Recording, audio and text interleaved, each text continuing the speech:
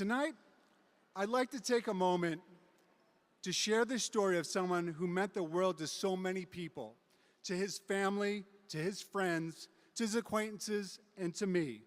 A man who, until he recently passed in October, lived the kind of life that holds the lessons I hope every graduate leaves here remembering. The man I'm talking about is my father-in-law, William Jadalkas, or as I would affectionately refer to him as Dad J. I first met my future father-in-law back in the fall of 1999. Back then, I had a feeling that his eldest daughter would one day be my wife. So I did what any guy in my shoes would do. I made it a point to get to know Bill. What I learned over the years was that Dad J was a man whose life unfolded into three powerful chapters. Before he was married, married life, and then later widowed. And through these distinct stages, he never lost his warmth, his sense of humor, or his openness to others. You see, Dad J was a storyteller. He liked to share his precious memories with anyone who was near and dear to him. And one of his favorite stories that he loved to tell me was from his own school days. He would laugh about how he was called down to his assistant principal's office one particular day for sleeping during study hall. And when he was asked about his grades, he told his assistant principal that he was getting mostly A's and B's. And Dad J would continue the story by laughing and repeating that. His principal then said, "Okay then, don't worry about it. You can go back and sleep." When I first met Dad J, I was still an English teacher. So he liked to share how he was often trusted by his teachers to run errands during the school day. Imagine that, being sent out to buy a pack of cigarettes and being allowed then to keep the change and buy a pastry. Yeah, I would never allow that, you know that. When it came to his next chapter, my father-in-law and his wife raised 7 children. Yes, I said 7 children, all of whom I must admit went to our crosstown rival, Churchill. He was so proud of that fact and would often joke about how the Churchill administration would ask if there were any more Jadalkases coming through their building. Sadly, I never got the chance to meet my mother-in-law. She passed away in 1991 from a cancerous mole that could have been treated if caught earlier. And while that loss was devastating to the entire family, Dad J never let grief define him. Instead, he poured his energy into raising his youngest daughter, who was only 11 at the time. He didn't quit. He pushed forward with love, purpose, and perseverance.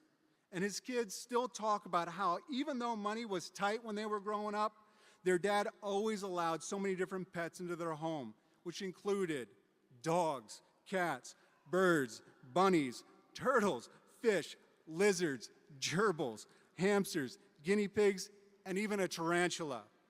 Dad J opened his home and his heart to anyone and anything that needed him. And this same welcoming spirit was offered to anyone who happened to enter his home.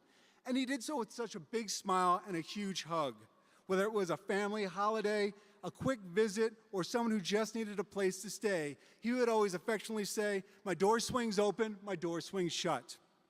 He truly exemplified this spirit when he graciously allowed his mother-in-law to move in with him back in 1998 without hesitation, even though her 2 sons still happened to live nearby. His door, his heart were always open.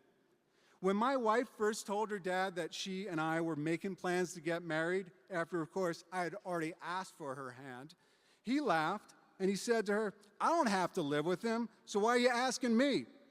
Then he added, "I like Andrew. He's a nice guy." That's just who he was, genuine, warm, and always ready with a quick-witted line that made you feel like you belonged. My father-in-law supported me every step of my career. When I joined LPS in 2012 as an English teacher at Churchill, he proudly told everyone he knew.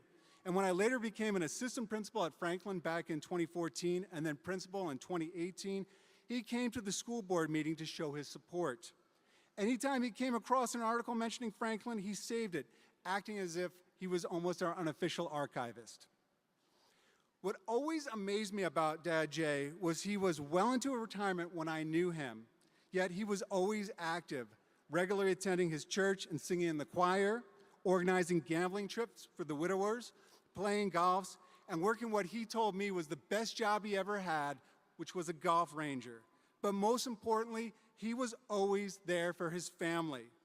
What I find truly inspiring about my father-in-law is that he lived 35 years after losing his wife.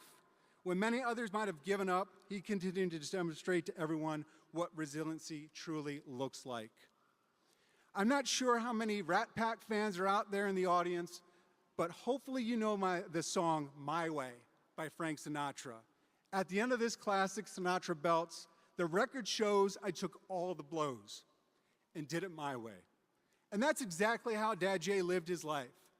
Through every challenge, every joy, he kept showing up, loving, laughing, and giving with everything he had. His thrill of living life to its fullest never left. And because he lived with purpose and heart, he truly did it his way.